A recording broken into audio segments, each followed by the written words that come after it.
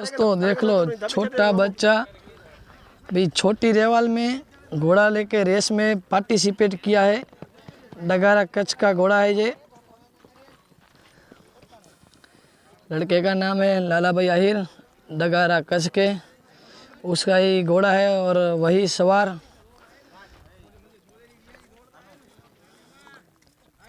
Hello guys, सभी भाइयों को नमस्कार। एक और वीडियो के साथ हमारे यूट्यूब चैनल पे आपका हार्दिक स्वागत है। आज ये घोड़े की बात करते हैं। घोड़े का नाम है मोर। ओनर की बात करें तो मोहन भाई आहिर, डगारा कच्छ। और सवार की बात करें तो लाला भाई आहिर। 11 साल का बच्चा है और बहुत ही शानदार रेवलजर का घोड़ा है और सिंधी नस्ल का।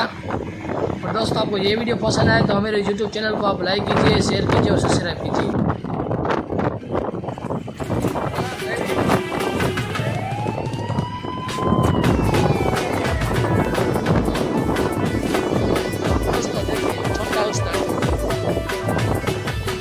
घोड़े की और छोटे उस्ताद की बहुत ही तालमेल अच्छी जम रही है। देखिए, वाह घोड़ा, वाह, बहुत अच्छे, बहुत अच्छे।